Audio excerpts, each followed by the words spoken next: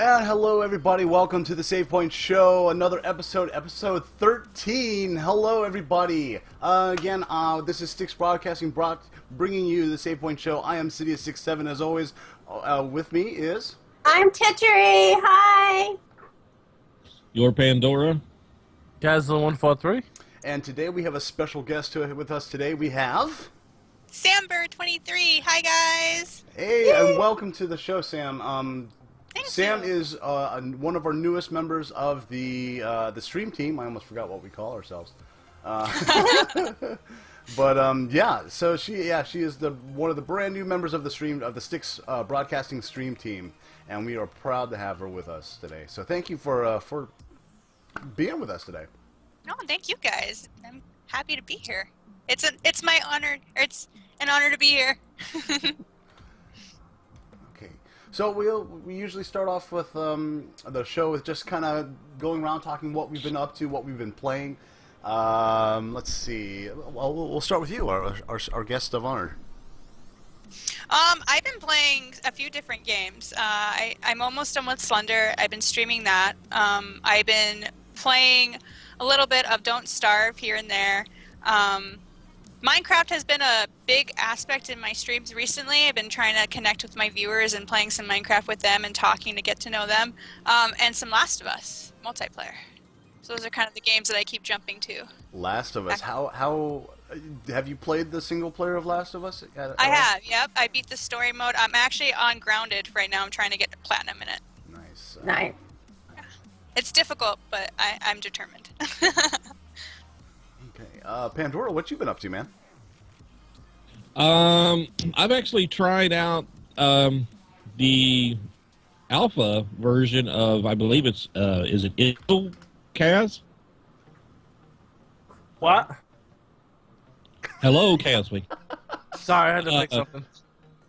Izzle, is that the right name of the game you sent? Yep. Yeah, I've been toying around with that, man. It's a little bit of like I don't know, it feels like kind of like a Minecraft style game, because you're on one. I think you're on like one world or part of a land, and you have to build another to save the one, and you're out searching for resources, and it's kind of that same similar feel, and it's in its alpha, but I've been having a lot of fun with it.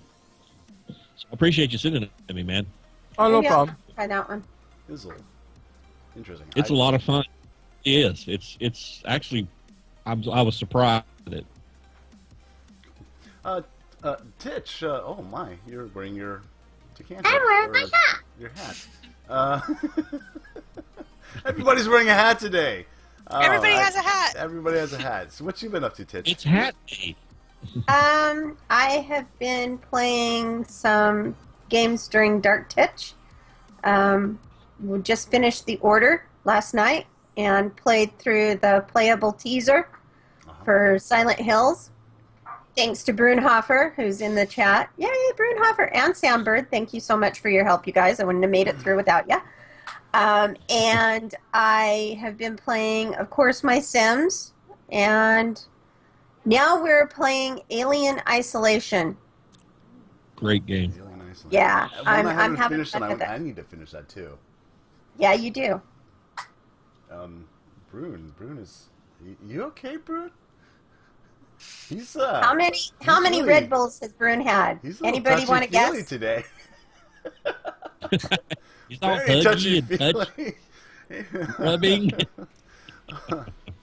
Anything else, Titch? Have you been playing anything else? I finished The Last of Us. Okay. It was just on easy. I didn't do it on grounded like Sam's epic skills.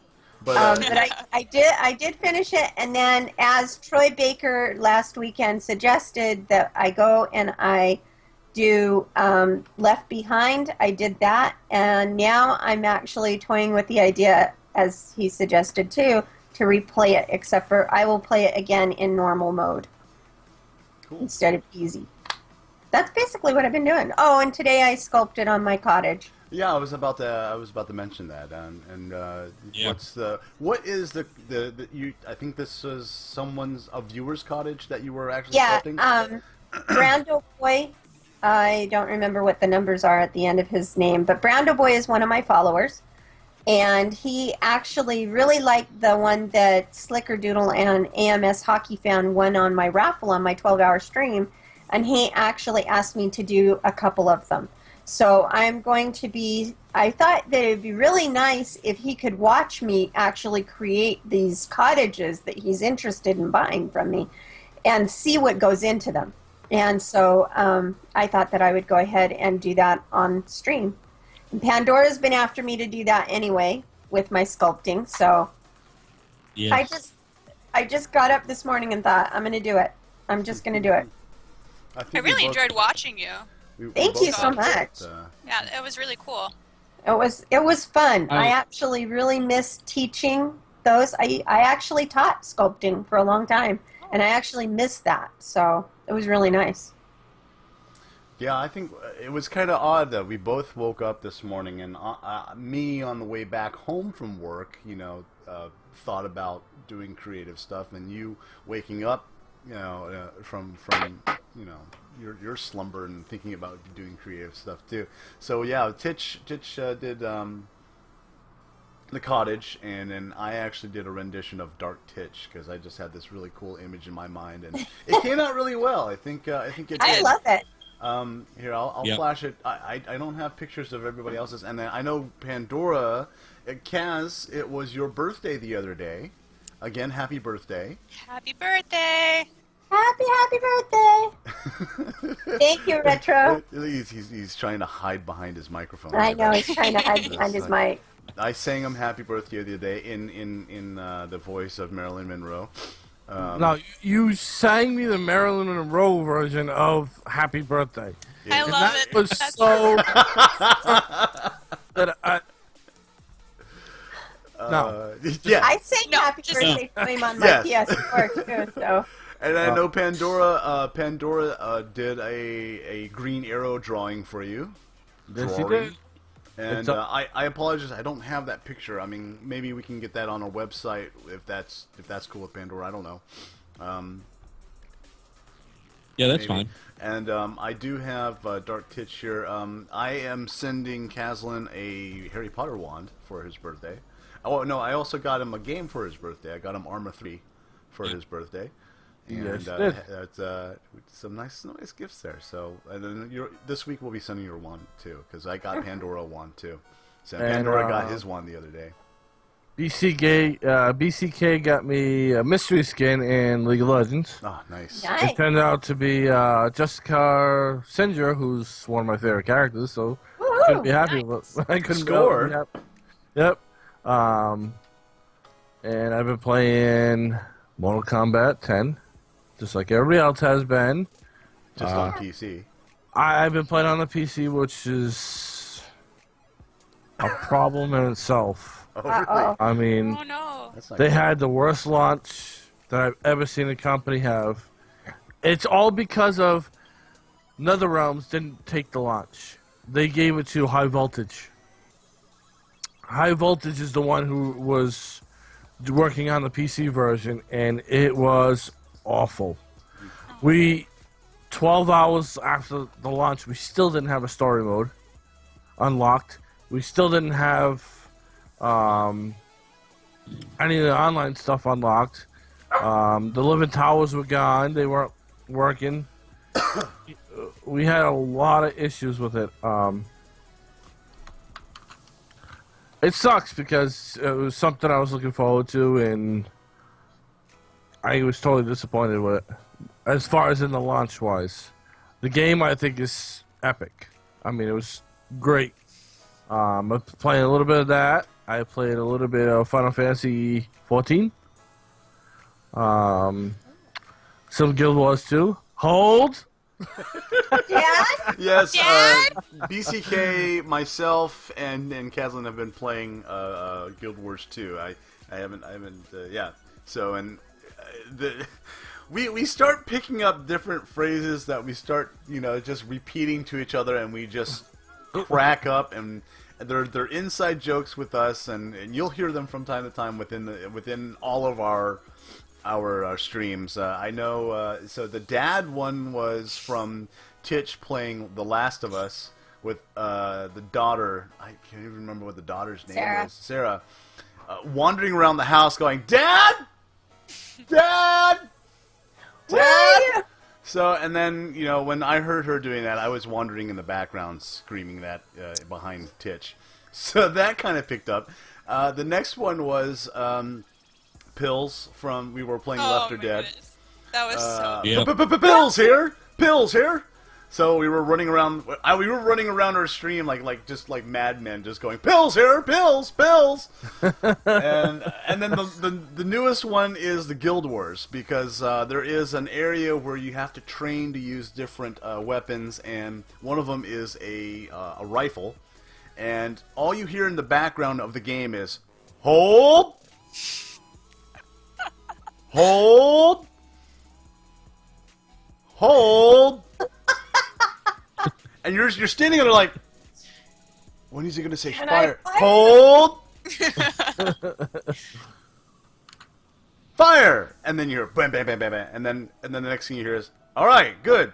Aim. Hold. So we were like all day yesterday. We were just hold, just running around. Yeah, we were in that area for a good Hour, 2 hours, 2 hours. So that's all we were hearing. I mean, there's always chatter in the background of all the NPCs and stuff, but that's all you hear was hold. And we're like, What the hell? we're all sitting on Skype talking to each other. It would just come out of nowhere. Hold. Hold. Um, So it's, yeah, those are the things that we've been kind of. So just I'm messing sure around that with. you guys will hear Sid in the background in my stream sometimes saying "hold." But just but answer. now we've actually collaborated and pulled them together. So now we have, Pills. well, okay, hold pills, Dad. Hold pills, Dad. So I don't know what that means. Maybe it's Yeah, not good. Sid, You'll what was hear really it. funny with the dad thing was I was in Dark Titch when she was playing Order, and I was going back and forth to your account too. And you, in the background in Titch's stream, you could hear "Dad," and then I switched over to your account, and someone's like, "I thought it was just him and Titch that lived together. I didn't know that he lived with his dad." I died laughing. It was so funny. That's awesome. God, that's funny. That's hilarious. Yeah. Honestly, if you could, if Titch had her camera on when that was happening, you would actually see me wandering in the background, just Dad, Dad.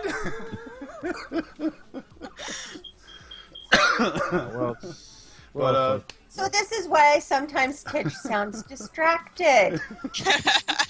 I did play a little bit. I actually finished that Izzle demo. Oh, really? Yeah. okay, I played a little Elder Scrolls Online as well. Because it's a free weekend, because they want all the people from the beta to come back and try it again, I guess, because all the new changes. And some Infinity Crisis, so I've been pretty busy. And Armor 3 that you bought me yesterday, for my birthday, I played that a little bit. So are you enjoying it? I love Armor 3. I've been wanting it for the last 6 months, and I just never buy it.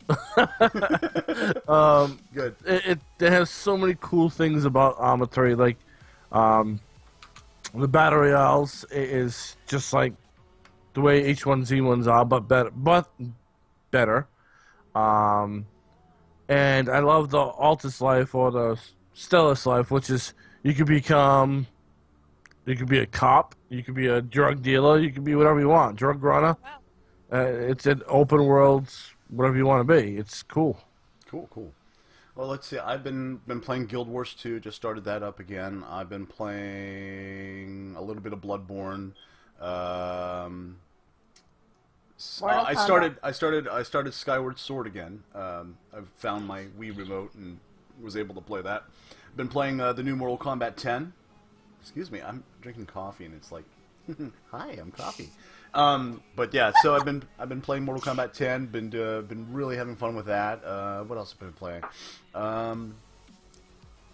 Played a little bit of Speedrunners. Played a little bit of Blue Estate.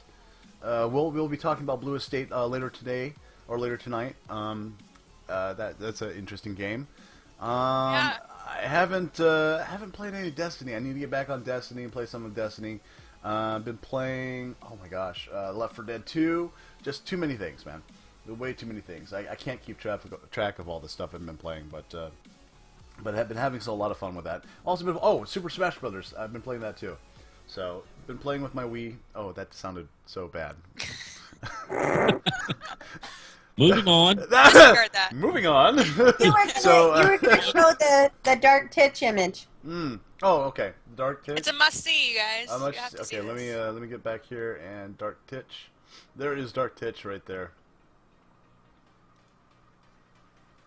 So I did that earlier today. It's really cool looking. I like it a lot. Brune.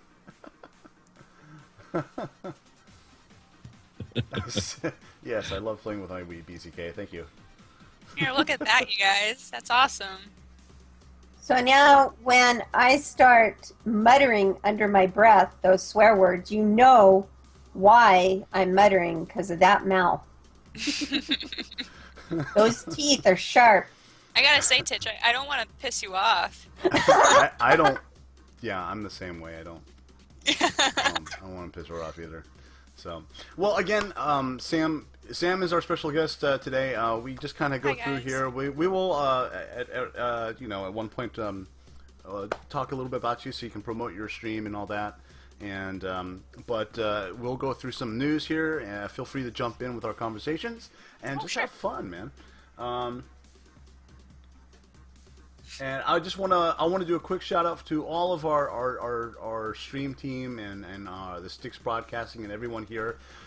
Guys, I can't thank you guys enough. The viewers and everyone, you guys have actually, you're the ones who are making us this big, and we're growing, bigger every day and more, and our family's getting bigger and bigger, and we can't thank you enough, and it's all because of you guys. So Brunhofer, I want a big shout out to Brunhofer, Slim and M, Kiex, and Kim ST, also the Waffling Brit if he's out there too, and of course Sam, our newest member here, and of course always Titch, Pandora, and Kazlin143, and everyone else out there who always comes to every single one of our shows. Thank you so much, guys. Well, just moving right along and jumping right in, we're going to jump right into a little bit of Destiny news today. Actually, one of our first stories today, the House of Wolves. Yes. Interesting information today. The House of Wolves will have no new raids. There will be no new raid activity. Will not have a raid. Bungie has said, "We did not make this decision lightly. Our team has been humbled by the reception of raids in Destiny, and we are creating a new raid for a release later this year. House of Wolves will have a new co-op endgame activity focused on variety, replayability, and skill. A new battle arena called the Prison of Elders as well. What I don't understand is why Bungie, after Destiny and the Dark Below were criticized, specifically delayed House of Wolves because they wanted to incorporate player and community feedback. They specifically promised that the new expansion would reflect community sentiments about the game and double down on what was good about it, leading to a fresh new direction of the game.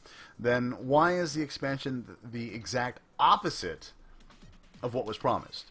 Well, what has Bungie been doing all this while, and why exactly was House of Wolves delayed in the first place? I mean, the raids is one of the main things where a lot of people come together and play this. I mean, I loved, as frustrating as Vault of Glass was, I loved Vault of Glass. I loved playing it. I loved going and defeating it.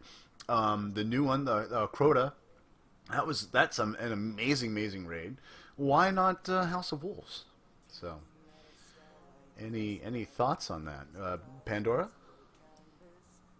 I think it's a good decision. I think it's they're trying.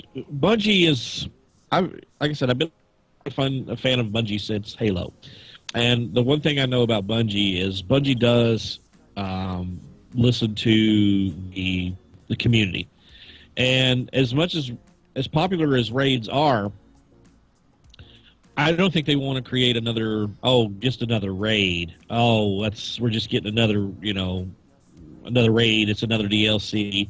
I honestly think they're trying to release this DLC with a variety and some new stuff.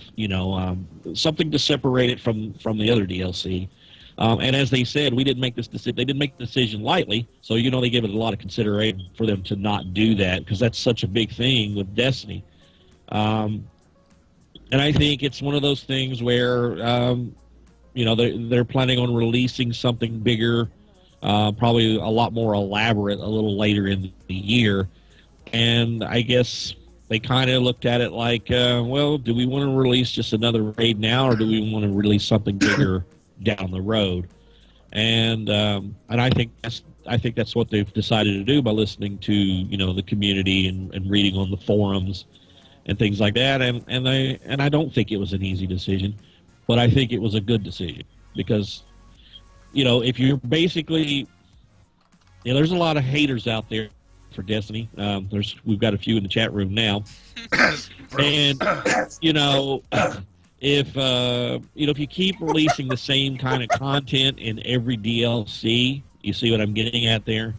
It's just one of those things. I think they're trying to give Destiny fans something a little different this time because they are adding some new cooperative in-game stuff. So I think they're just trying to give us something a little different. I disagree with you 1,000%. 1,000%. Why does that surprise me? Yeah, right. Yeah, right. This coming from a guy who doesn't even play Destiny.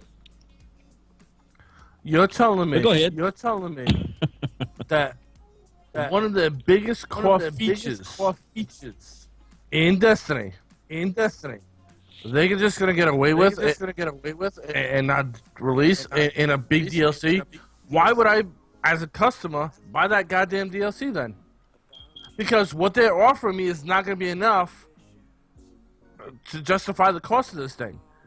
And so instead of offering me 10 or 12 new raids, they're offering me what? Exactly. 2 planets for what? A 5-hour storyline for what? They're instead of I'm gonna do what everybody else does, or World of Warcraft. They release expansions all the time, at least once a year. They release how many raids in every one of those expansions? EverQuest has been released 21 expansions. They release raids all the time. Nobody bitches and complains about it because it's a core feature. It's something that they like to do.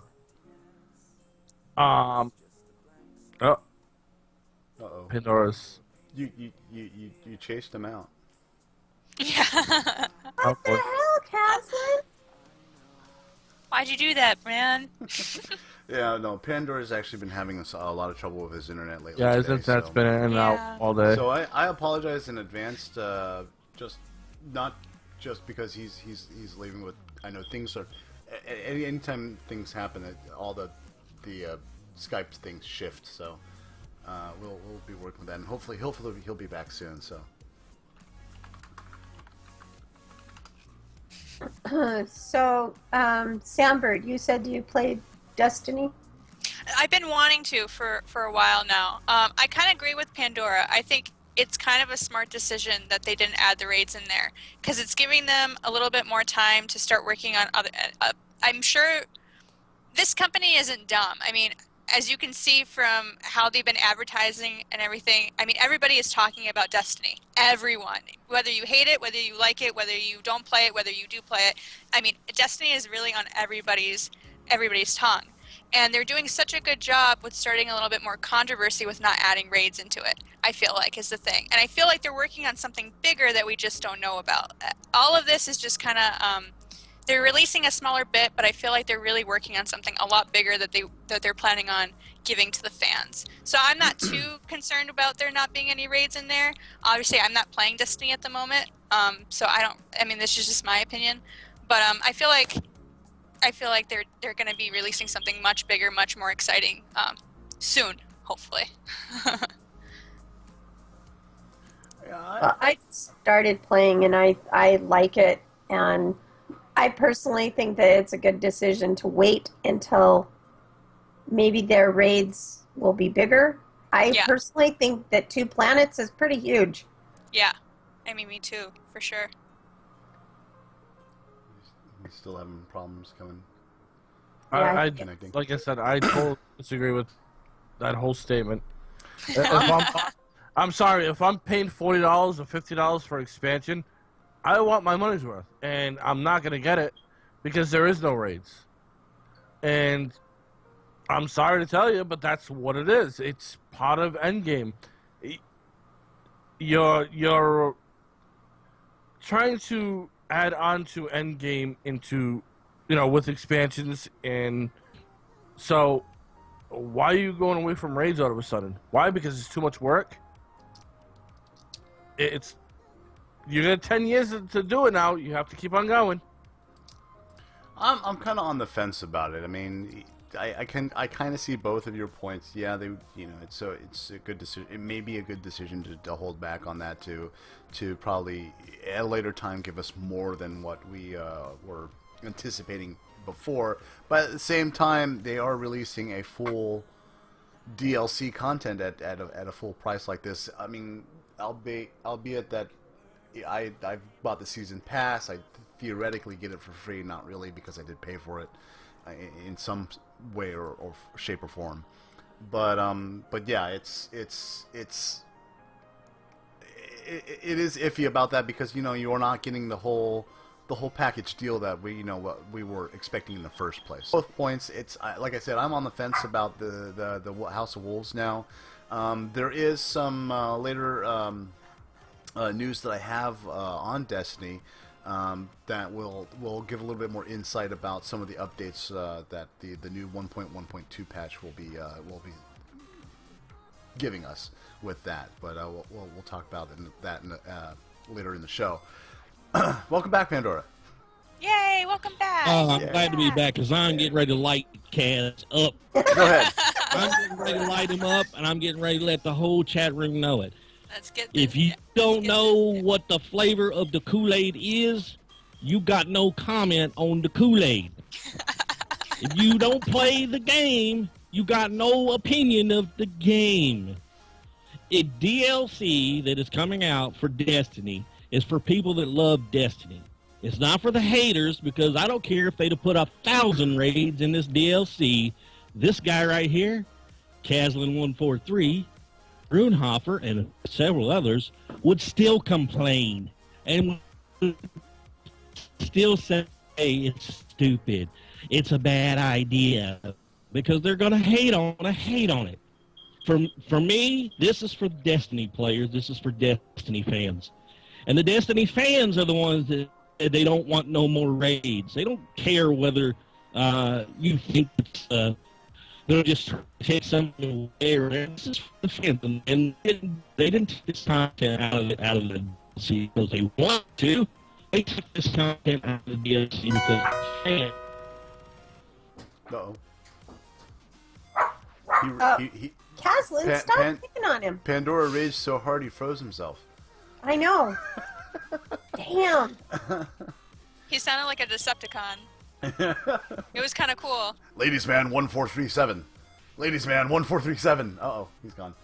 Hey, hey guys, Forgiven Zombie, thank you so much for the follow. Thank you. That means a lot to us. Thank you. 84 Wolf, thank you so much for the follow. If you're still here, Lone Twin, again, also thank you for so much for the follow, and Sergeant Lone Stud, thank you for the follow. Those are the follows that we had today. Moving on. Hopefully we'll have Pandora come back here. Tidge's tips. We have with the Sims tips. Let's go ahead and mosey on to that. Okay. So let me pull it up here. Hold on. It's being temperamental for me. Sorry about that, guys. So I'm going to talk about the new expansion packs: Alien Abductions, Male Pregnancy, and special alien interactions. The aliens were added with the expansion pack, Get to Work, as everybody knows.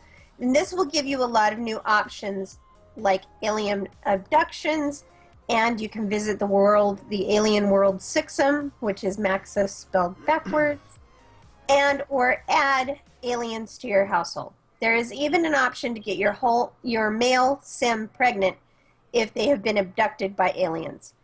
And here are all the things there is to know about aliens. Sid, if you can load up image number 1, you can see in this image my sim alien, he's actually an alien in disguise, is being abducted. With the Sims 4 Get to Work, there's a chance that this sim will be abducted by aliens, and you can increase your chances to get abducted by some of these tips. The Sims can be abducted are young adults and elderly. Only children and babies, of course, will not be abducted.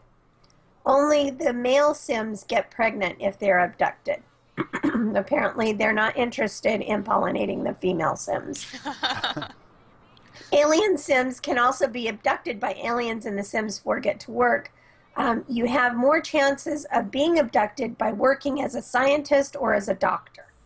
Try to make contact with the aliens by finding out that someone in the neighborhood is an alien. Try contacting them through the satellite dish that you can create through the scientist career. Or use the portal to make contact, or go to Sixum. It doesn't matter where you are when they try to abduct your sim. They will all walk outside to find out what the mysterious light comes from. And with the doctor career, you can be able to recognize aliens among you by using the X-ray on patients. No, don't go to the light. Don't go to the light. How to prevent abductions. In image 2, we see that my male sim that was abducted is indeed pregnant now. There are also ways to prevent abductions. If you don't want any more male pregnancies, the first option is to get the satellite dish from the scientist career, and the second option to get that satellite dish is cheats. To get it with the scientist career, you level up your scientist to, and they will get a breakthrough to unlock the new inventions. The 7th breakthrough will give you the option to create the satellite dish. You need to have 3 metals and 3 crystals. In the invention constructor found in the science lab, you can create the satellite. Place the satellite dish on your lot and choose the option Prevent Abductions in the pie menu. This will keep your sim safe for 24 hours. After that, you need to reset it. Get the satellite dish with cheats, the second option to get the satellite dish. You use Control, Shift, and C, and then type testing cheats true. So you just enabled the testing cheats. After that, you use the cheat code BB, as in boy, dot show hidden objects, all one word. Go into build mode and search for the satellite dish and place it in the world. You click on the satellite dish and choose option Prevent Abductions. This will, again, like I said, keep your sim safe for 24 hours. Don't forget to reset it. Otherwise, you will get abducted. How to detect aliens in your neighborhood. They have a glowing aura. When they are very confident, very flirty, or any other mood that is in the very embarrassed or very angry, they will glow that color. Use the X-ray machine on a sim if you're in the doctor career. Or, of course, woohoo with a sim. There's no hiding after that. Get a sim in your household. You can make aliens directly from Create a Sim. You can build up a relationship with them and add them to your household later. Or your male sim can be abducted and become pregnant with an alien baby. In image 3, we can see this is the new baby that my abducted alien male had. Get your sim pregnant with an alien baby. Only male or sims or male alien sims can get pregnant with an alien baby by abduction. If a male sim and a female alien sim are trying for a baby, it can result in 2 simultaneous births. Also, your male sim can breastfeed the baby when it's born. How? These are the combinations to get an alien baby in your household. A male sim and abduction. They will become pregnant. Female sim and abduction, no pregnancy. Male alien and abduction, pregnancy. Female alien and abduction, no pregnancy. Male sim, female alien, both are pregnant with an alien baby. It's hybrid. So it'll be half sim, half alien. A male sim and a male alien, no pregnancy, of course. Male alien and a female sim. Female sim is pregnant with an alien baby, hybrid. So if you have, they're saying that if you have a male alien and a female alien, they can both be pregnant at the same time. Crazy. Yeah. Talk about twins, right? Yeah. Alien genetics.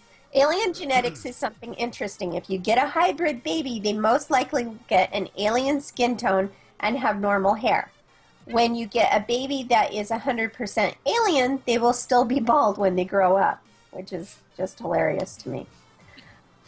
You can send unwanted alien babies back to their home world.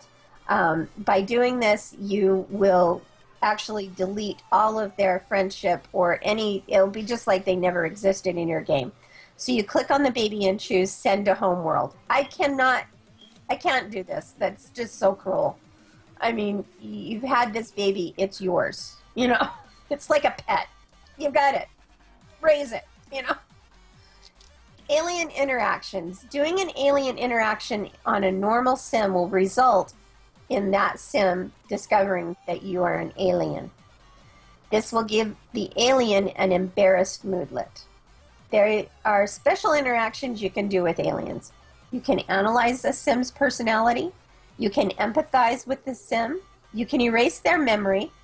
Scare with a probe. I have not done that yet. Secret handshake, which is hilarious. They actually go, eat. They do other things, but the last thing is that they touch fingers like in E.T. You can discuss human foods and discuss brain power. Those are all, the last three you do only if it's with another alien. And then discuss weird atmospheric pressure. Unlock if they found out you're an alien. So that can be discussed between humans and aliens. Change your alien disguise. You can change the way your alien looks in his disguise by clicking the dresser or the alien and choose alter disguise. You can change every detail of your sim in the disguise, like clothing, body shape, and other options available in the Create a Sim. So to use the disguise, you can click on Alien and then choose Disguise Self. Change the alien clothes to normal sim clothes. And there's an option to change the clothes from an alien to more normal clothes sim wear. Let an alien go to a retail shop where they can buy clothes. If an alien bought an outfit from a mannequin, they'll be able to wear them, just like your sims. And you can place mannequins on your home lot and dress them.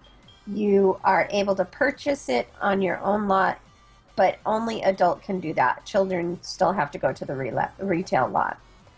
There's some fun alien facts, and if Sid will load up image 4, you can see my male sim breastfeeding his newborn alien sim baby. That's right. Like I said, male sims who give birth can breastfeed the baby. Yes. 2 aliens in disguise have a secret handshake interaction. Aliens can be abducted by aliens. When you place a satellite dish, you will be able to watch the alien channel on your television, which is awesome. When you try for a baby with a male and a female alien, both have the chance to end up pregnant at the same time. Change clothes by going to the retail shop, which is what I said. So that's your Sims tips for this week. Join me and you can see alien Sims give birth on my stream. That's thank you, Tish. Wow. Interesting. I Wow. will never have that image Sid, erased your from my milkshake can mind. bring all the boys to the yard. Oh God. Oh, oh. Oh, that's You did not just go there. that's so nasty. Sorry. I'll just leave that up. Couldn't Moving resist. on. Oh, my God. Oh my God. All right. Well, thank you. Well, now that the Sims have the doctors, they actually don't have to like push it through an orifice. They just reach into the side and pull the baby out. Well, or the heart first, and then the baby. Well, yeah, the heart sometimes comes out first. Yeah. It's a dangerous procedure, yes. Oh God. Milkshake hype. Oh gosh, James. Oh Really? my God. Wow. Okay. Pandora. Moving on. I killed my husband. I'm Take it sorry. away. Here's your Pandora's box. I have to take the hat off. I can't laugh with it. It's gonna fall off. What do you have for us today, Pandora? Well, I can't hear. Go ahead, can't hear? Pandora. Pandora's box. If you guys don't mind, because the leaves are falling off the trees here, and my internet just keeps dropping every time a little speck of dust hits the line, I guess. I don't know. My connection service is in the red right now, so I'm afraid to really get it this second. But if you guys want to move on to a little something else Sure. and then just come back to that, I appreciate that. Sure. Because I got to feel like I'm going to get cut off. I just needed something to distract me. That's okay. And we can do Kaz's corner if Kaz is up to it, because, Actually, no. like I said, mine's in the red. So we are a little bit behind that, but that's okay. But we can just what we'll actually do is just go ahead with Sam. yeah, that'll. Sam is again for you guys who are just coming in. Sam is one of our newest stream team members, Sambird, and her Twitch is twitch.tv/Sambird23. And hey, tell us a little bit about yourself. I'm a 23-year-old woman gamer and streamer. I grew up with a pretty much all women-based family except for my father, so I feel kind of bad for him. But since my father didn't have any boys, he kind of taught us, about video games and all that kind of boyish-y stuff. So I grew up kind of a tomboy. So I've been playing video games since I can remember. I mean, my first console was a Sega, and I was playing Nice. Sonic on that. And so, I mean, the love for it just goes way back. It's a fun stream. It's a kind of a mellow stream. I try to interact with my viewers as much as possible. You know that my followers are family, basically. And we have a really good communication system set up. If you guys stop by and say hi, I read every comment I can. I respond to every comment I can. Right now, we're doing a really cool thing where I'm playing Minecraft every night at 10 o'clock. My streams start at 8 p.m. Central Time. And I play whatever game I choose for 2 hours, and then we switch over to Minecraft. And that's really a good opportunity for you guys to kind of play with me, play with my group of friends, kind of get to know each other, talk a little bit.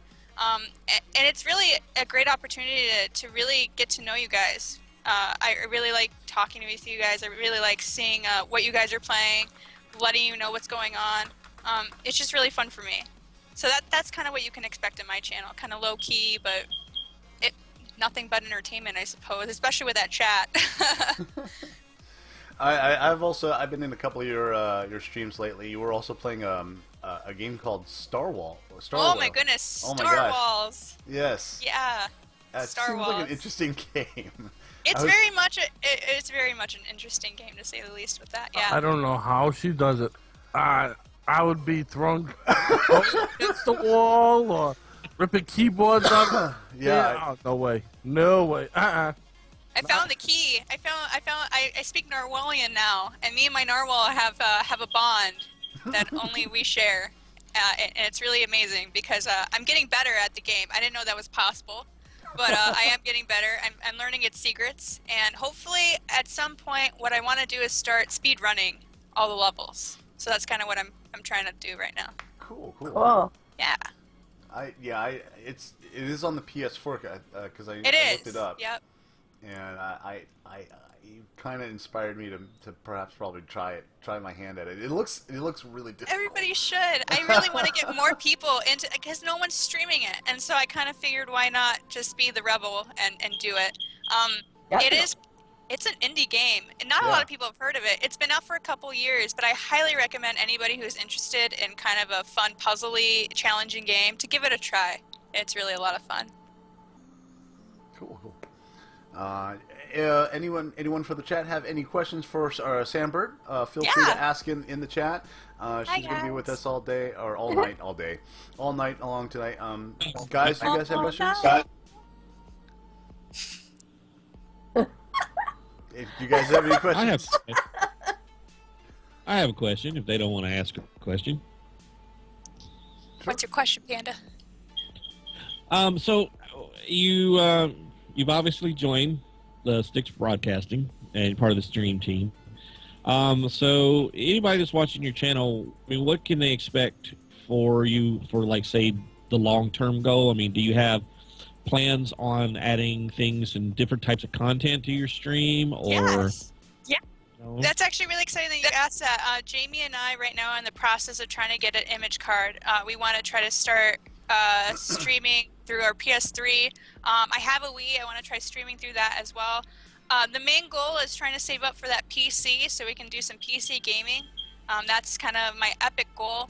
But overall, I mean, with the support that I have, I went from, I want to say 100 viewers to 225 now, almost in just a couple days. So you guys have been really cool and really supportive and really liking where the stream is going. My long-term goal for this stream is hopefully to get partnered, and to be able to give back to the community, give back to all my fellow viewers and followers. So what we are trying to do is, once we get to a certain point, we want to start a donation campaign and start giving back to the community.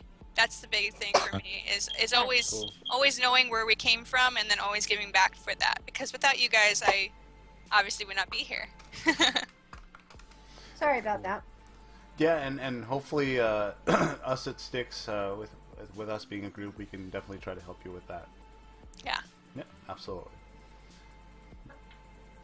Any other questions? Well, Where am I from? I was born and raised in California, and I moved to Minnesota when I was 13, and I'm currently residing in Minnesota with my fiance. Minnesota. Minnesota. Yep. Minnesota. So you I always went- have to say it, Minnesota. So you I went always from, call it the Little Canada because we're right Yes. we're right next to it, and we basically have the same weather as they do, which is winter, and that's it. Yeah, so you went from the nice warm weather in California to the Yeah. cold weather. Why? It wasn't my choice, believe me. If I would have stayed in California, but I wouldn't have these great opportunities if I would have stayed, I feel. So Right. it's kind of all fate. Everything happens for a reason, I always say. So I don't know. We're staying here for the long haul, I suppose, until we retire, maybe. well, again, Sam, welcome to Yes, Sticks you can. Sticks Broadcasting. We were Thank definitely you. happy to have you. I'm just So- reading Yeah. some of these comments, really. I've been watching the comments too, and I'm kind of like dumbfounded. I'm not the only girl anymore. Yeah. Yay! Yay! Yeah, I feel like me I and don't love Titcher, you guys, but yay! yeah, me and Titcher are really bonding over the estrogen. I know, right? It's great. I love it. Oh dear. Okay. Well, I would like to take a little bit of this time to. What? I was like, poor Cads. He's Poor shaking his head. Yeah. Well, yeah. We won't gang up on you guys. We promise. No, I promise. It's all lies. I don't. It's all lies. Our plan is almost complete. Yes. All right. Well, I do want to take a little bit of time to kind of go off our schedule. I was actually approached the other day by a brand new viewer.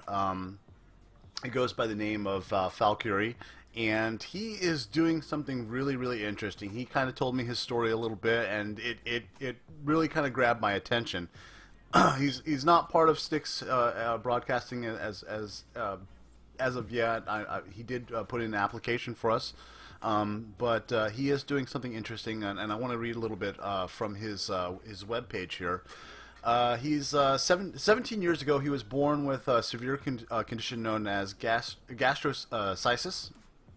I believe Gastrostasis? yes. It's a condition where the intestines are growing on the outside of the body. Half of his intestines are growing on the outside of his body. And they did not have any money or his parents did not have any money at the time to afford a hotel that was close enough to the hospital. So the Ronald McDonald House, with open arms, accepted his parents to stay close to him while he was healing. Thanks to that, his parents were able to stay with him during the most fragile parts of his time. 2 years ago, he bought a longboard as a gift for his dad. Ever since then, they've been riding together most every evening when the weather would allow. By doing what they know and love, they have seen an opportunity to give back to the Ronald McDonald House. With an epic longboard trip, they hope to raise awareness and donations to help support the Ronald McDonald House to help other families just the same as their own. Their plan is to start a trip from Alberta, Canada, the British Columbia border, and ride clear across the British Columbia along Highway 3, and ending their trip in Tofino. The trip is going to be a brutal test of both their mental and physical health abilities to persevere. The trip is roughly, he has this in kilometers, 1,250 kilometers. I think he translated it to like 1,040 miles or something like that. I'm not sure. 1,250 kilometers long, and it will take some time.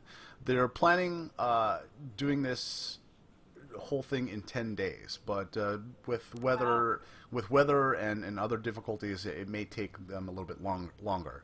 Both he and his father have decided against using a support vehicle.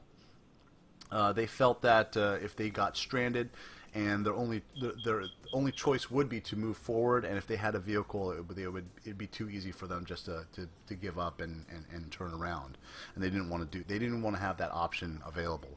So they are going, as they say, full Bear Grylls style. To reduce the weight, they are just carrying water purifier pumps so they can drink from any water source they pass.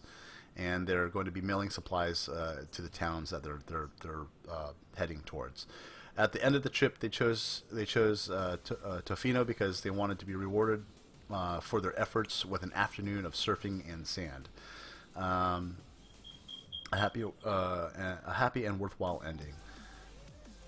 At ending, we wish for every family who is suffering the challenges of a child in the hospital, and you are free to ride with us. And thank you so much for helping to support the Ronald McDonald House. It's a very long link. I will link this in the chat if you guys want to donate. That's cool. I will be donating sometime next week when I get paid. So. It's a huge link, but he came to me and was kind of telling me his story, and I think it's a really cool cause. If you guys want to go ahead and donate, that would be really awesome. And one reason why I felt really close to that is because I work in the hospital. I actually work for neurosurgery as a tech, along with Retro Godfather. There, he's a scrub tech. And the Ronald McDonald House works closely with Florida Hospital as well, so I feel like I'm kind of contributing a part with that as well, and feel close with that too. So in fact, the Ronald McDonald House that we have was, what was it? I think it was one of the first ones in our hospital. Was converted. The original hospital was then converted into the Ronald McDonald House. So that is the link to that, and I just wanted to take a little bit of time, and I hope, Valkyrie, if you're out there, I'm not sure if you're here with us tonight. I think he was planning on streaming, but go ahead, and I'm going to give him a little bit of shout out. Let me shout out him. Shout out. And that's his channel right there. So... and if you do go and see him, just tell him that Six sent you guys. maybe we can discuss a little thing that maybe Sticks can get together and help push that along, not just what we talked about tonight, but I've got a few ideas floating around in this red head of mine. So Yeah, sure. So we'll I definitely believe, talk after the show. I believe it doesn't say on the website there when he's going to start his trip, but I believe he mentioned that once he turns 18, that's when he'll start. So I think it's sometime later this year. Wow. Yep. I wish him the best. That's Okay. crazy. Dad? Well, Dad? Dad, Hold? hold. Pills. Pills here. Get your Okay. pills. Bill's here. Reloading. Reloading. All right. So I'm a little lost here. Cass, do you know? I'm totally lost. You want to get Pandora's box in or I was not? just gonna No. say, is it Pandora's box. Yeah, let's do Nah. that. What's in your box Sid's gonna- today? You just Oh, gonna that's move on not without? wrong. Yeah, it was. Especially after the pregnant Sims. Yeah, don't say what's in his box. Titch. Titch. You're making it worse. You're making it worse. What's Yes, in- moving on. What's in Pandora's medicine? Moving on. All right, I got some medicine cabinet. I got a little something, and I'm really looking forward to getting everyone's opinions. I've been talking to Kaz quite a bit off streams as well as we all talk off streams, but we was talking just a couple of weeks ago about something, and I went out and I did a little research. Kaz is kind of the guy that I make jokes about. I call him the Stephen Hawking of the PC world because the man is just he's just a genius when it comes to PC stuff. That's hilarious. So when it comes to that kind of stuff, he's my go-to guy. He's the guy I like to do about stuff. But I wanted to expand upon something he and I were talking about to the whole group, as well as you, Samantha. He was talking about the NVIDIA product, the Streambox thing that's coming out, the gaming system, and how excited he was for that. And so I took upon that idea and went on the internet and did a little research about streaming and other streaming services, Netflix, Amazon's video library, you name it, Hulu, on and on and on. So we've got all these little streaming services. Now we got HBO breaking away from cable to offer their own streaming thing. So there's a lot of streaming things going on. So the idea came to me, him talking about the NVIDIA product and all the streaming. How would that affect, and how do you guys see that affecting, as well as people in the chat, gaming? I mean, do you guys really see this as the future of gaming, where there will no longer be the need of like particular consoles per se as we know them? How will that affect the PC community as well? Because you're not going to really be needing the use of Steam anymore if you're streaming video games via the cloud. So a lot of these other services that exist today, the Xbox Live Gold, PlayStation Now, or PlayStation Plus, a lot of these other subscription-based services that are offered, through your consoles. You got, subscription-based video games. What do you guys see, say, 10 years from now? Because I have a feeling Kaz is going to be right that sooner or later a product like NVIDIA is going to hit. Because eventually our internet is going to finally catch up. I mean, there's too much of a demand for our internet to offer better band service across the nation. There is an outcry for higher speeds. You got Google Fiber coming in. I mean, all this ties in together because streaming is only as good as the internet that you have.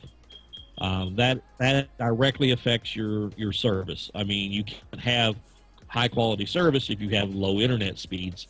So one does directly affect the other. So I want to put it out there for everybody, including the chat.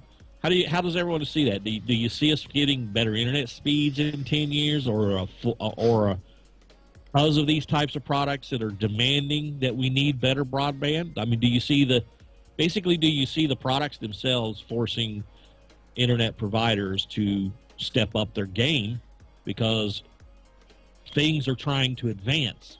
Technology is trying to advance, and it seems the only thing that's really kind of holding some of these products back, like this NVIDIA streaming product, is the internet. So how do you guys see that affecting the community as a whole, from PCs all the way to consoles to handheld devices, just across the board in gaming in particular? And so that's kind of what I wanted to talk about today. I'm going to jump in first. Like I've never really jumped in first before. So I think, in my opinion, I don't think PCs will ever go away. They'll change, but ultimately I don't think they'll ever go away. I mean, consoles, I think, in effect, will eventually be weeded out, but it'll be a different type of console. It'll be more of a NVIDIA stream type handheld where you stream those things. I mean, the consoles are not... The sense of a console, like the physical box, will probably be gone. Right.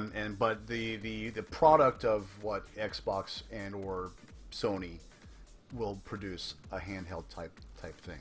I think that's, in my opinion, I think that's where that direction will go. I think there will be always a need for a PC and or Mac or whatever you have, not just for games, but just for everyday use. I mean, if you look at, I hate to bring it up, but if you look at hospitals, if you look at schools, they still have like Windows, not even Windows 7. Windows Vista. I think the last one I saw was Windows 95 on one. So they, as far as needing PCs, there'll still be a use for PCs, not just for games, but for everything else. So as long as there's a need for a PC, there's always going to be those people that want to build those gaming PCs as well. And with streaming games, kind of booming, people are wanting to stream their PC games, so they're going to need a PC of some sort. It would kind of really suck if your PC was no more and you would just have a handheld. You're streaming that, but then you're streaming this too. So, and with the technology of our internet trying to catch up, as of right now, that would be awful, streaming two types of things at one time. So I think there would be always a need for an actual physical PC in the future. Now, like I said, things will change, but I think still there will be a physical PC for us.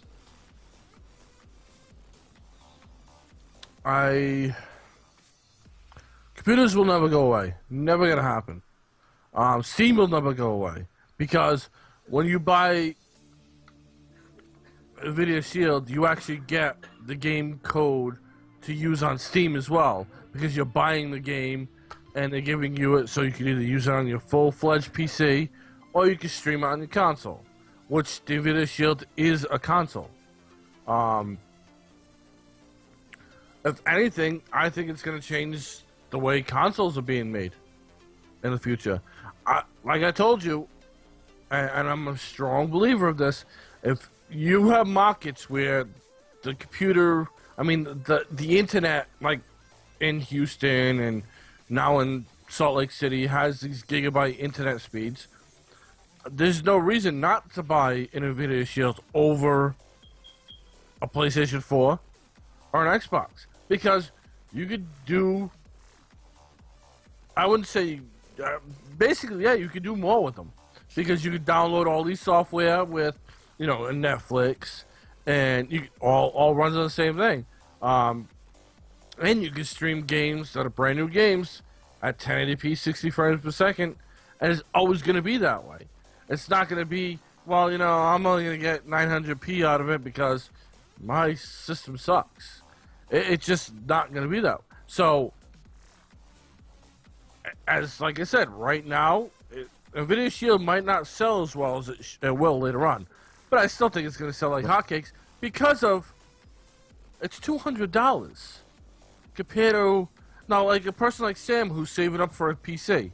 I think this would be the perfect thing for her because of she can play PC games at a reasonable cost.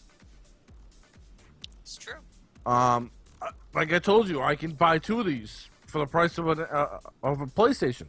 Yep. One for me and one for my fiance, so she can play whatever games too. It just, I love that Nvidia is the first company doing this, and they're gonna stick it to the consoles. Again, PCs will never go away because there's too much use for the PC. And again, Steam has over 100 million active users. Which I mean, active means almost every day to every other day type users. It's not once in a great while. It's so that's more than any console has. I want, and this is why I like the way the Xbox was. When Xbox first was coming out saying, you know, we're gonna get rid of the discs and get rid of this, and you know, I truly want the used game market to go away because you all know how strongly I feel about how bad that hurts the industry. So when they were saying, you know, you won't be able to let anybody use your games, or if you do, it's a trial, or you know, you're gonna get a couple of trial codes here and there. So let's say, or the next one that's coming out, the next console that's coming out is the Nintendo. Well, how much you want to make a bet that Nintendo is probably going to do a streaming service? Or some type of streaming where it's all digital download stuff where it's no I was just going to say that, Kaz. physical games. Yep, I was just going to say, I think physical games are going to become obsolete. Everything's going to be a stream or a download. So... Yeah. If they want to stop used games, that's the way they have to go. Yep. Right, Yep. and that's exactly why I'm saying that's the way the future is. We've already dealt with it. See, being a PC gamer, I've already dealt with this. I mean, I go into Walmart, and there's a little tiny, a 2-foot section stuck all the way in the back of the game section of computer games. That's it. I can't go into a store anymore and really buy a physical copy of a disc. And you always see the same games up there: World of Warcraft, Yep. Diablo, Yep. and Sleuth Mystery $2 disc. The click and search Sims- game. The click and search game. Now, Sims Get to Work expansion just came out, and that's up there too. But no, what I'm saying is, you can't go out and say, "All right, I want." Let's pick a game. Arma 3 or Elite and Dangerous. I want them on disc. Guess what? I'm shit out of luck because I ain't getting it. Yep. The consoles, you walk into a GameStop and oh boy, there's a whole wall dedicated to PlayStation. Well, when it decides to go to digital downloads, that wall will be void again. And it'll be just like what happened to the PC. You're not going to be able to get it. And I understand some of these ISPs really need to get away from charging you for going over a certain amount of limits or bandwidths. And that happens more in overseas, and it sucks for them. They're only allowed to download, let's say, 600 gigs a month for whatever they pay.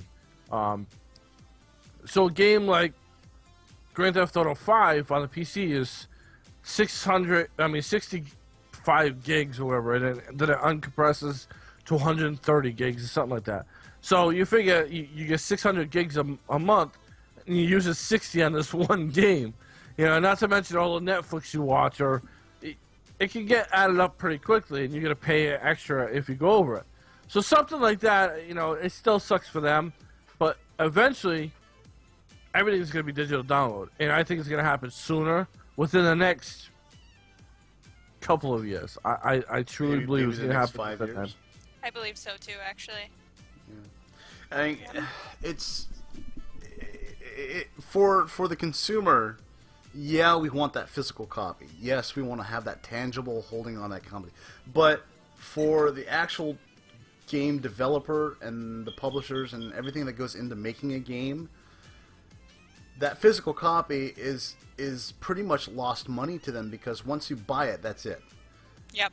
And then once you buy it, the consumer doesn't want it. Like, once they're done with it, they sell it to like as a used game. That used game is no profit, like zero profit to the developer.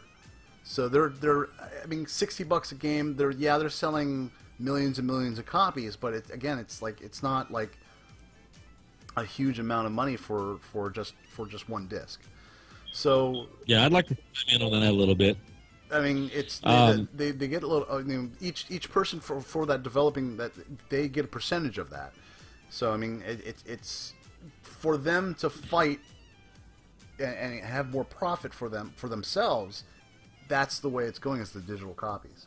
So go ahead. I'd like to chime in a little bit on that. Yeah, I see what I agree with some of what you guys are saying, but I want to throw out a little bit of some of the history of what you're saying versus what I'm seeing happening in the world of technology.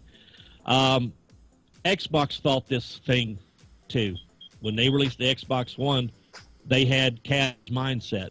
Okay, we're going to force you to go digital download. We see how that went.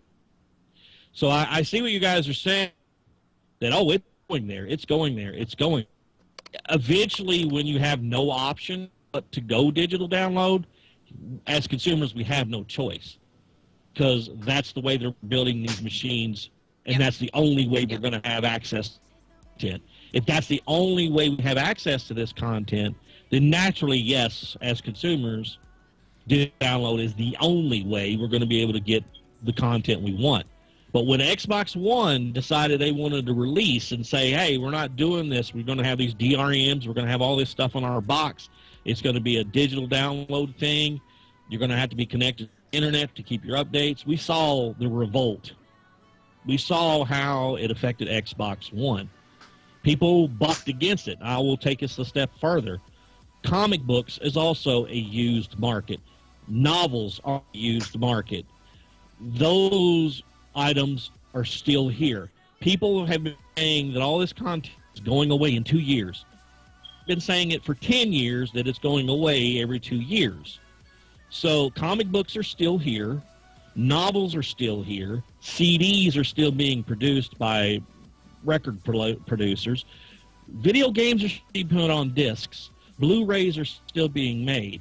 This was supposed to have died 10 years ago. This digital download thing was supposed to have been in full effect by now. Why is it not in full effect? Because people do not want physical, tangible thing. They do not trust in digital download, still to this day.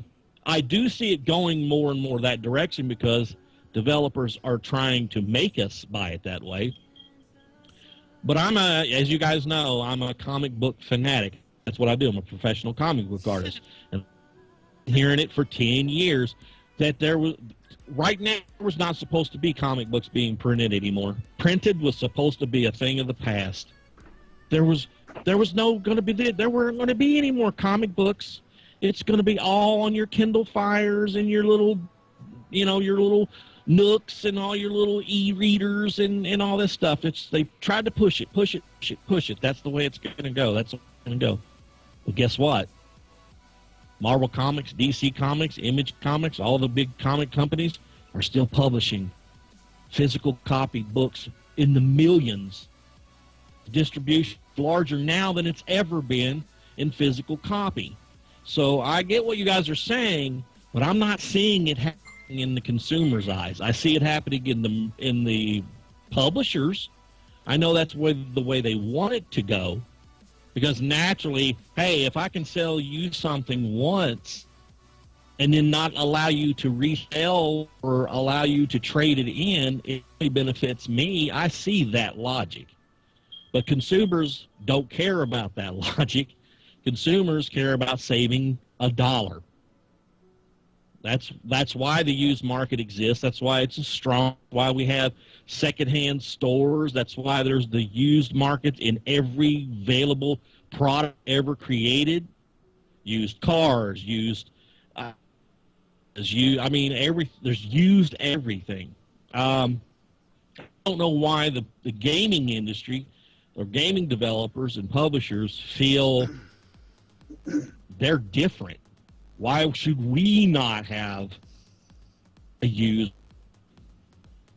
Everybody else has one, but we shouldn't have one. We should force everybody to buy this one time, get your key, get your digital download, and that's it. You're done, because we're going to make 100% profit. The consumers are not going to have any other choice but to buy it.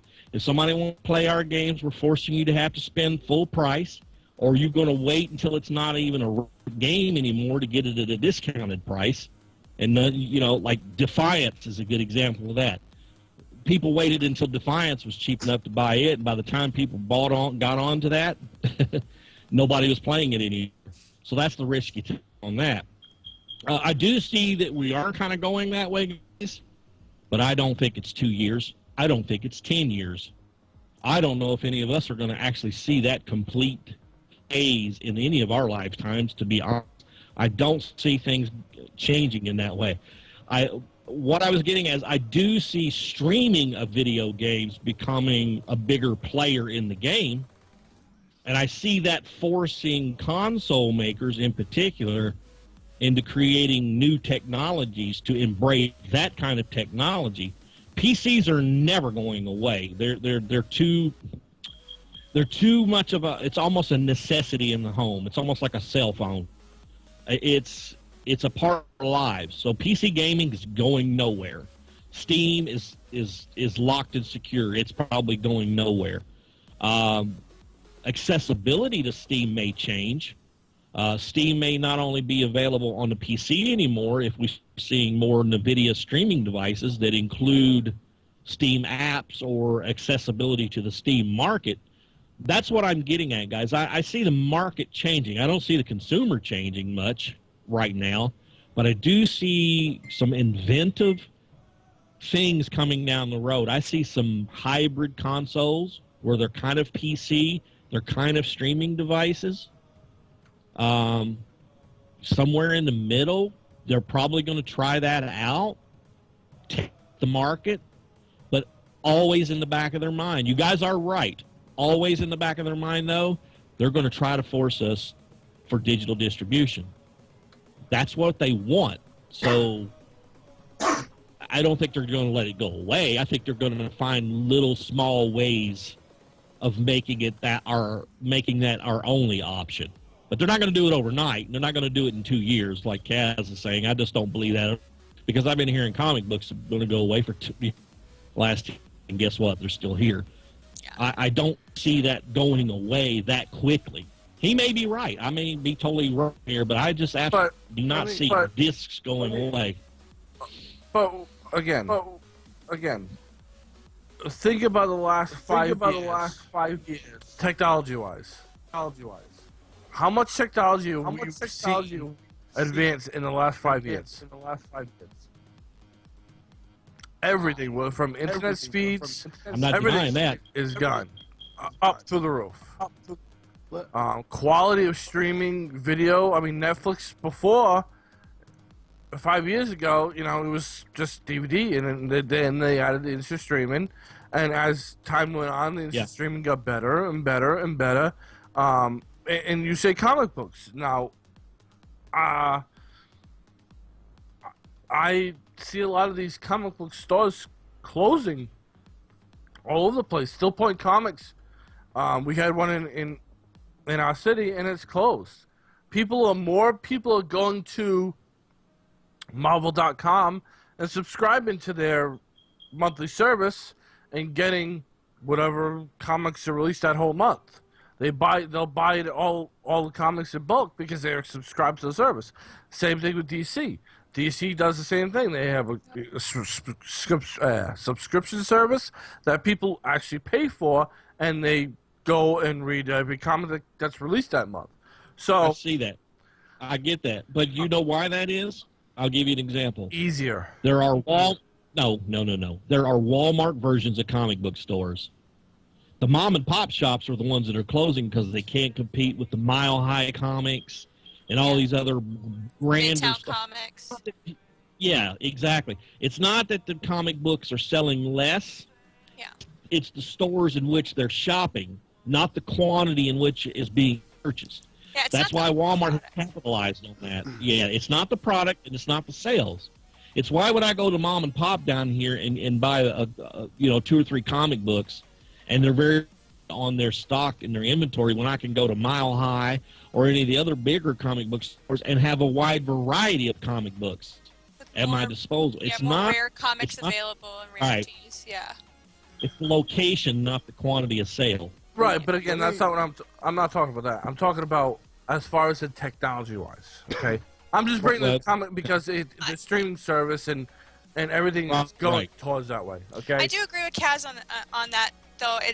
A lot of people are subscribing to the online services, and the main reason is Yeah. because it's just cheaper, and it's so much easier just to download it straight to your That's computer than having to drive out there, find the comic you're looking for, just make sure that it's the right quality that you want, and then pay for it and pay tax with it.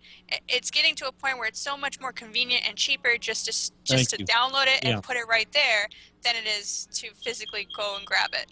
But again, technology over the last 5 years, even though they've been saying that they wanted to do this over the last 10 years or so, our internet and our capacity wasn't able to do this 10 or 5 years ago.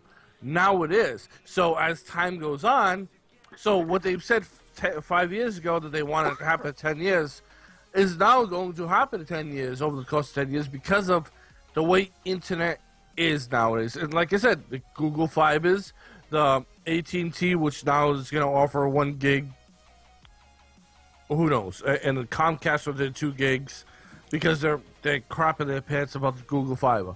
I was going to say CenturyLink just updated their internet, so customers wouldn't leave because Google Fiber is coming to my area, so they updated our internet. Yeah, and that's what it is. But again, how much you pay compared to what Right. Google's going to be. And Google, I was telling these guys, there's this package, you pay $300, and you get the internet, which is standard internet now. I think it's 50 upload and 20 download or whatever it is. And you get that for the life of whatever. You don't ever have to pay again if you don't want to. And their normal service, which is $70 a month, it's still cheaper than everybody else's for that 1 gig. But like I said, it goes to the fact that everything's digital now. So it's... Let me put it in another perspective here. Back when there was music, they had records. They don't make records anymore. They thought they were going to always have records, and they went to 45s, and they went to 8 tracks. I don't know the exact process, but then they went to 8 tracks. 8 tracks were all the rage. Then they went to cassettes. Cassettes are no longer made anymore. I mean, they still have cassettes. You can still do some recordings, but music albums on cassettes are no longer done anymore. Then there was the CDs. CDs are slowly fading out because people are music and artists and producers are finding it easier to put their stuff on the internet now, and record labels are actually going out of business now because of this. So, I mean, there's still some of the giants out there that are still producing and such like that, but they're slowly phasing out. It's all timing. The other thing is television. Back then, before cable television came out, they said, who the hell would want to pay for cable television? That will never fly. Now, majority of everyone pays for some sort of basic cable. So it's all timing. Sega Genesis was one of the leaders in the gaming technology. They were ahead of their time when the gaming they were the first ones to go into CDs. They just had bad timing. Yep. They didn't know when the market wanted this. Microsoft is basically the reason why they were going along. I see this in a different perspective. They were going along with their Xbox One saying it's going to be digital only. And then they had a backlash. That's basically them taking a stick and throwing it against the electric fence to test for weaknesses. Still strong, still going. It's not time yet. They will buy their time. It may not happen in 2 years. It may not happen in 5 years. But I feel eventually it will happen. Now, that doesn't go to say that comic books will follow the same route. We're just talking about video games. Video games may go a totally different route than comic books because comic books has a different nostalgia. They've been established for so long. There are those die-hard collectors where a certain episode of a book will be worth hundreds of thousands of dollars because of the condition it is, because of the nostalgia, because it was the first and only print. You don't really see that in video games. Some video games are worth a little bit more than others, but there are those few ones, like not even a handful, that are really worth what a comic book is. So maybe in time when there aren't any physical copies anymore, if you have that original Legend of Zelda gold cartridge game, yeah, it would be worth a lot of money. I mean, there are some of those out there right now, like back with the NES, that are worth a couple $100 to almost a couple $1,000. But there's so few of them that it doesn't really make that much of a difference, in my opinion. So I think this whole progress is just time. It's a waiting game for them, and in due time, I think it will come to that.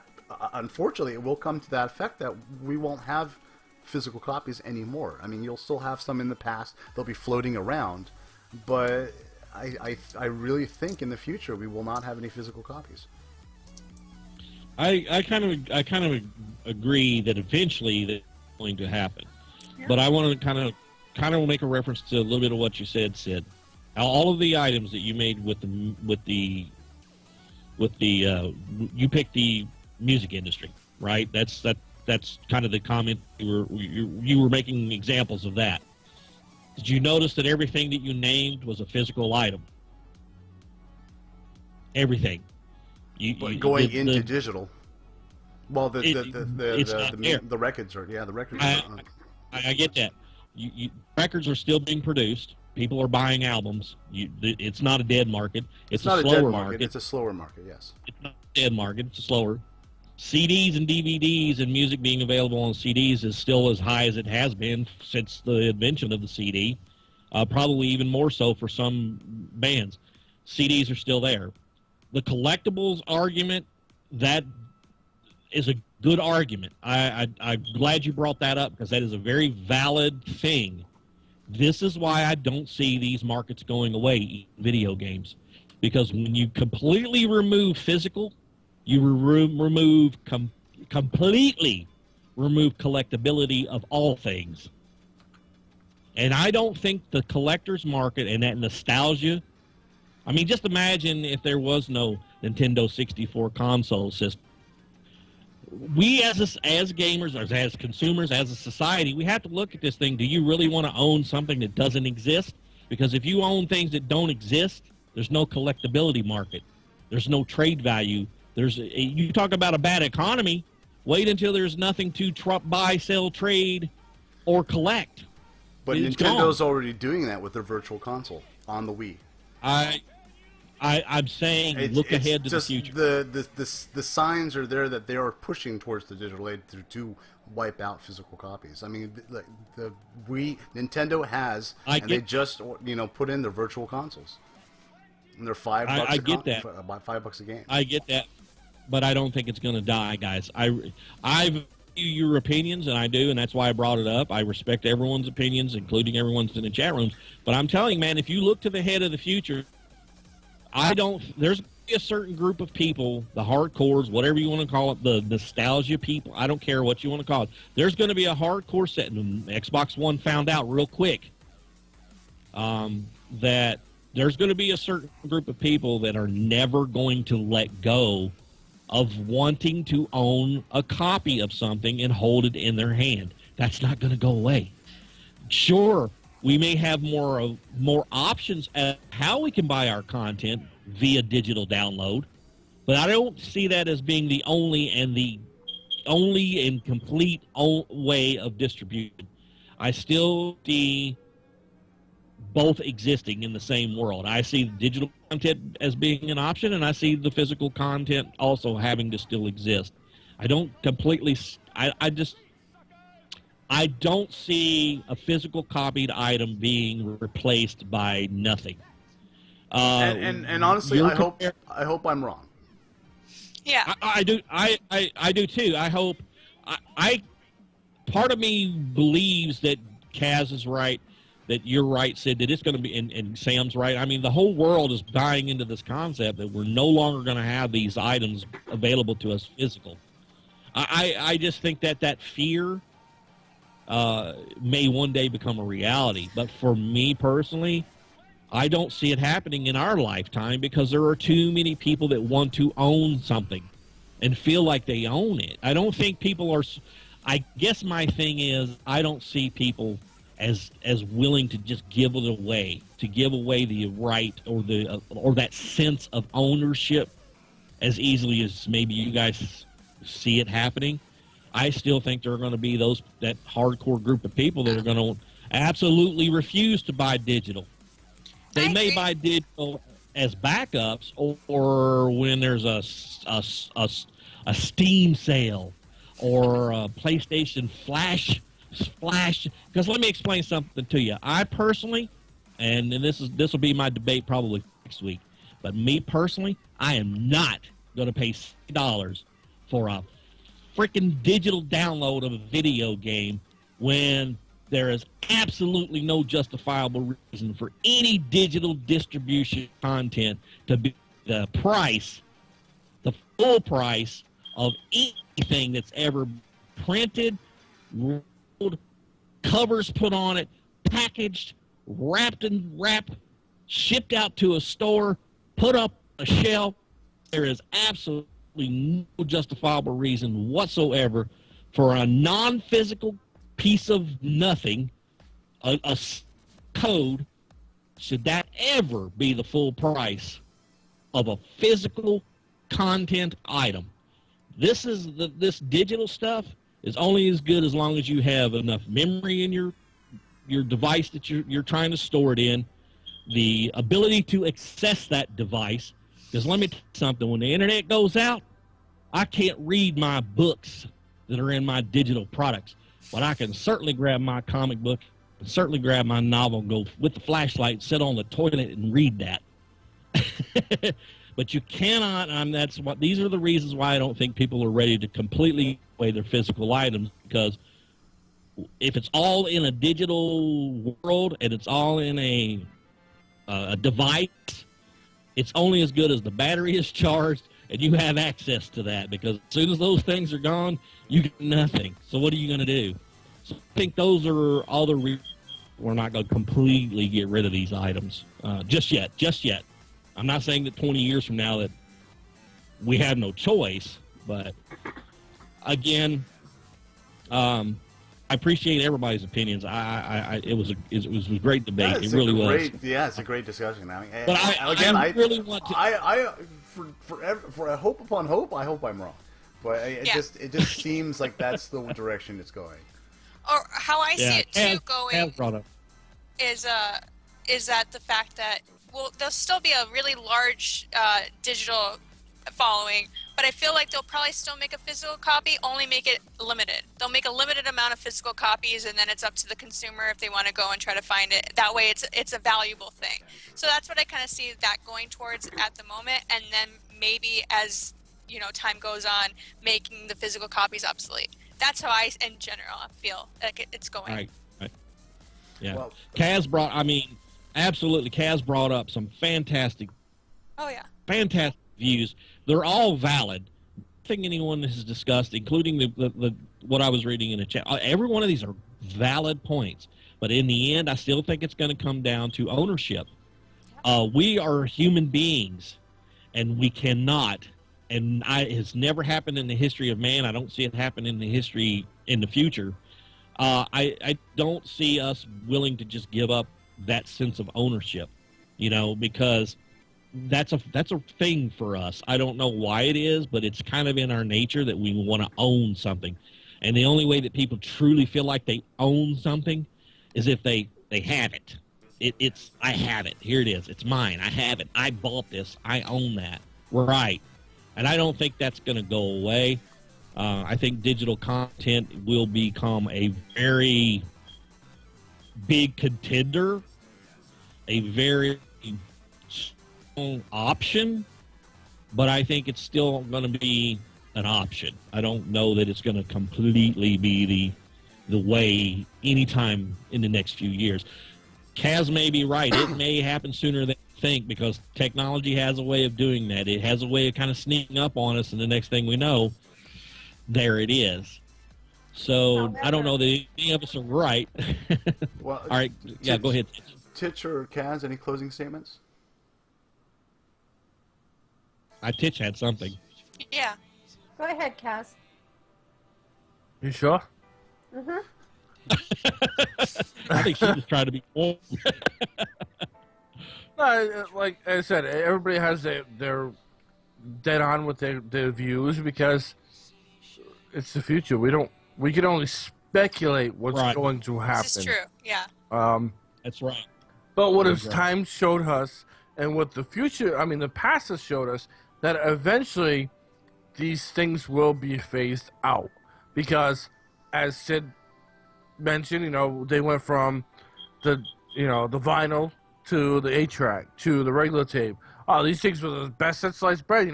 Everybody had the 8-track player in their cars in the 70s and the 60s, and then they had the regular tape. Cassette tapes. Yeah, the regular cassette tapes in the cars later on. And everybody used to walk around with the big, huge ass stereos with cassette tapes, in the pop. And then, there's discs coming out and it's CDs now. And we've had CDs for the longest time. And movies went from the same thing, Beta.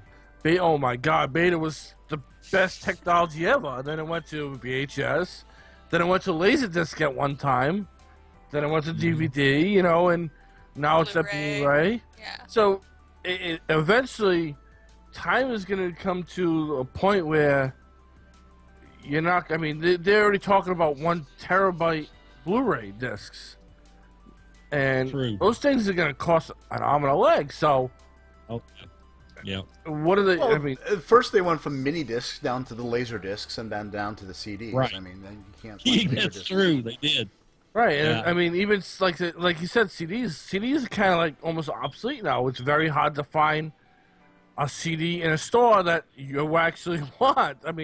They don't. I would rather, it's more convenient for me, but it's also, I have I have an iPod Classic. It's a 120 gigabyte iPod Classic, and if I'm going to buy a CD, I'm going to buy it digitally and put it on there so I can listen to it anywhere I go. If I'm in the car, I plug it into the car. If I'm running a half mile, I can do the same thing. If I'm doing housework, I can do the same thing. If I'm outside playing with the kids and I want to listen to music or having a cookout, it's the same thing. I can take anywhere and I don't have to worry about scratching the CD. Or, and that's why I see it moving faster with the video game industry, because let's face it, every time we go into the GameStop and we buy the physical disc, you're paying $60 for the game plus tax. Then they always like to throw on, would you like insurance for this, please? Yep. Just in case anything happens to the disc. Well, and then you get the suckers, yeah, sure. Well, and that's why I'm saying digital, in my opinion, is just it's gonna be here and it's gonna take over everything, whether it be movies, and again, like you said, Pandora as well. It's as long as you have batteries, as long as you, and I understand that point. It's true. It is that way. That reminds me, I need to go to Best or Blockbuster. Oh, wait a minute. Redbox basically put Blockbuster and Hollywood Video out of service. They couldn't compete with $1 rental. It just couldn't happen.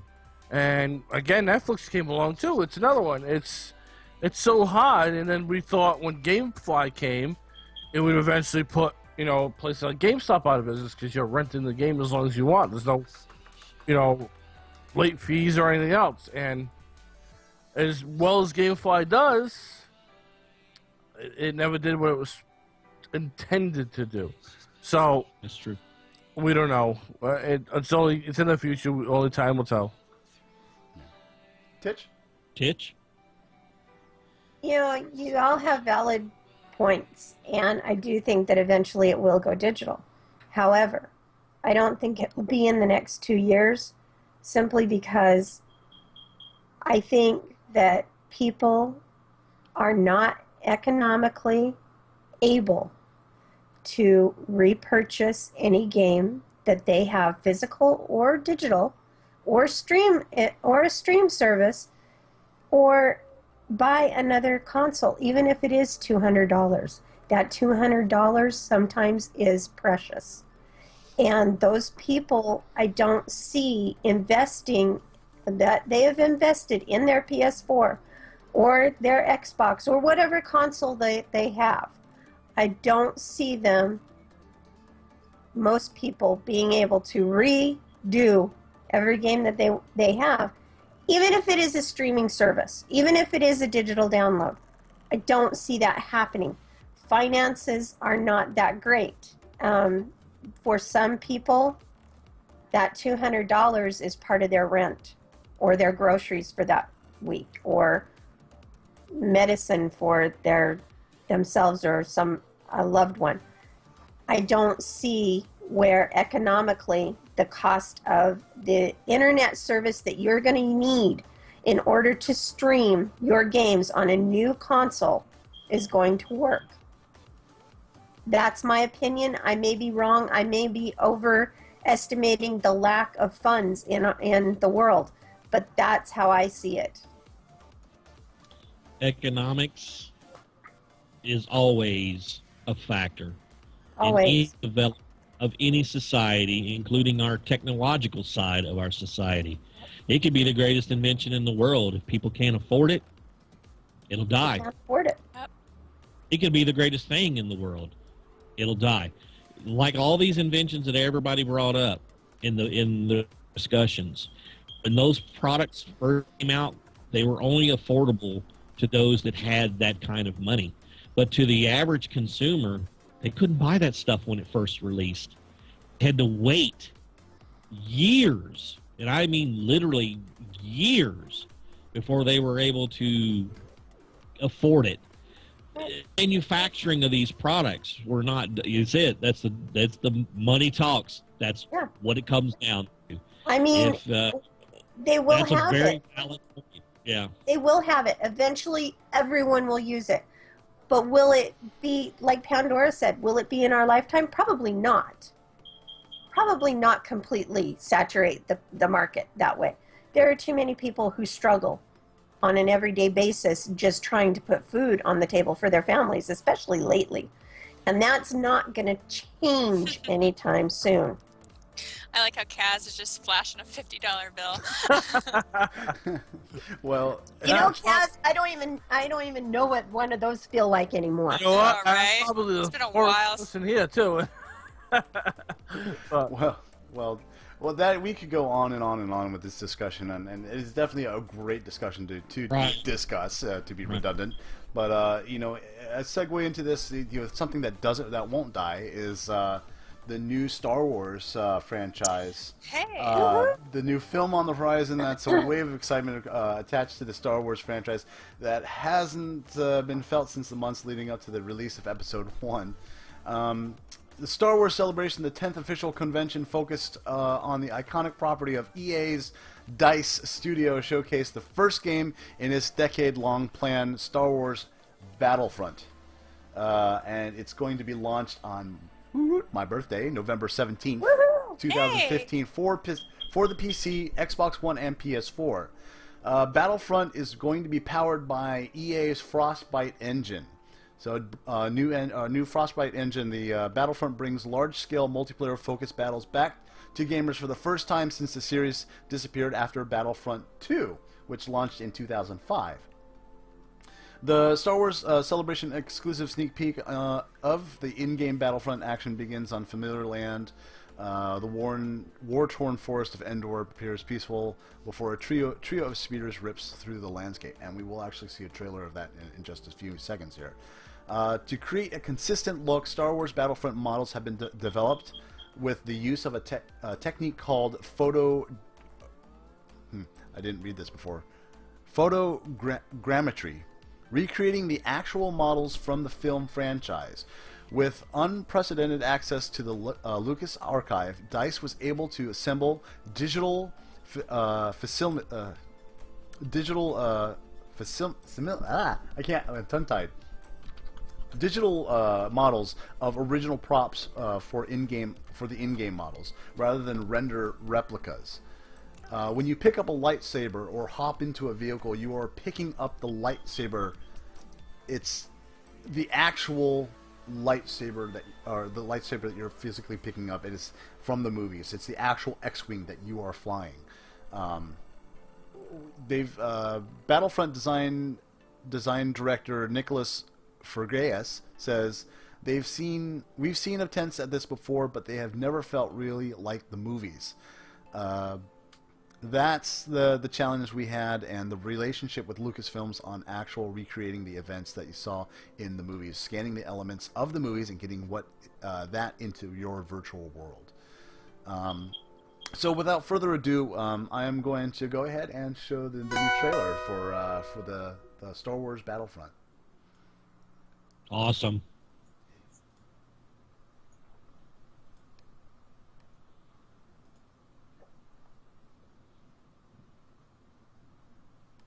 Oh, hold on, guys.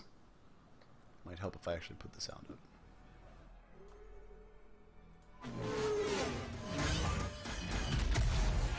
It might actually, if I had, it would also help if I... Let's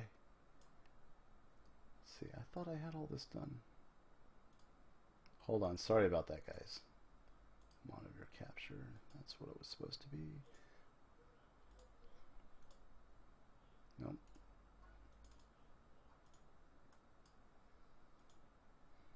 There we go. Alright, here we go.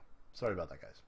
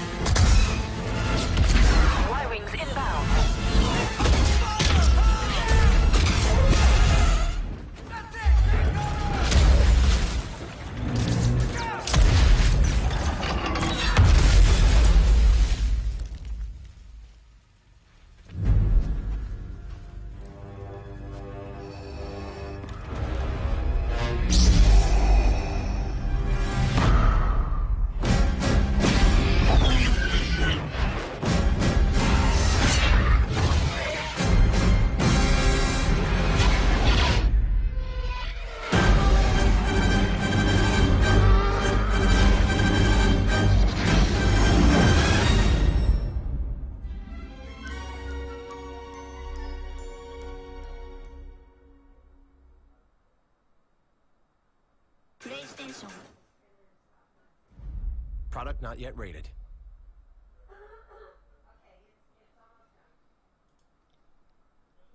So that is Star Wars Battlefront. Oh man, oh man. I got amazing. giddy just watching that. It looks so cool. It looks amazing. This game's already getting more flack than it deserves already, because people are complaining that it doesn't have a storyline. Well, I'm sorry. What Battlefront game did have a storyline? None of them. It put you in the middle of the storyline. I mean, it's like you already know what's going on. It wasn't right. part of. It was just a game. It was a Star Wars skin put on Battlefield. It's exactly what it was.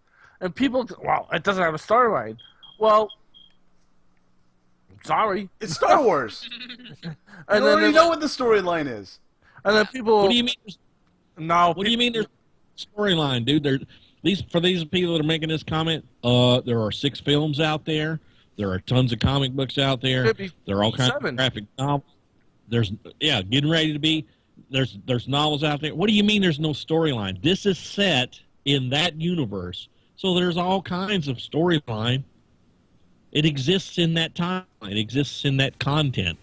But you don't need the Star Wars storyline to be told in the game. You already know what it is. And the Rebels versus the Empire. But people, kill each other. they're so adamant. Well, I don't want it to be like the last battle. I know. Or the DLC. We all know there's going to be DLC coming out for it. It better be something relative to Episode 7, because Episode 7 comes out the month after. Give me a break, people. This isn't about that. It was the battle on Hoth. It's not relevant to 7 anyways. If you want a storyline, get in line, wait for the girl who wrote the story for Uncharted, who's working on the Grand Theft Auto in Star Wars universe game, which is an open world RPG. That's your storyline, Star Wars. Get in line, wait for that, and shut up. Play this, have fun, relax. Can It's I just a Star say Wars something? game. Can I just say Yeah, something? go ahead. Haters gonna hate. Yeah. I'm out. There you go. Bam! Drop the mic. Like Bruno, drop the mic. I'm out. Oh man, I don't care. This looks like an amazing game. New graphic technology, bringing another step ahead in the video game technology world, man. I mean, come on. That if the game plays anything like that trailer does, it's a winner in my book. I really hope that they don't bring the problems that Battlefield 4 had when it first launched. And again, PC. I'm not talking about the PC because PC was almost flawless. I'm talking about the consoles. When Battlefield 4 was launched on PlayStation 4, it was buggy. And DICE and Star Wars, being what it is, the franchise, the god of money, you can't screw this up. This is a big title that they cannot screw up. And again, it has nothing to do with storyline. I can care less if there is none. Just give me a goddamn Battlefield game with a Star Wars skin, and I will be happy, and I'll play the shit out of it. Same. Me. All right, Kaz. Well, Some things just made for fun, you know? Kaz, what do you have in your corner today for us? Ugh. That good, huh? Wow. It's kind of like two pots. I'm glad that there's 2 females here because I don't feel like getting slapped. But. All right. One is we were talking about these streamers, and we talked about it a little bit last week about these big streamers who come in and they did. Me and Sid found a game called Darkest Dungeon, and it became such a huge hit overnight. And him and I bought it when it first came out, and we went to go stream it because it looked like one of those games that was just going to be an instant hit. And sure enough, it was. And all these top streamers started streaming it.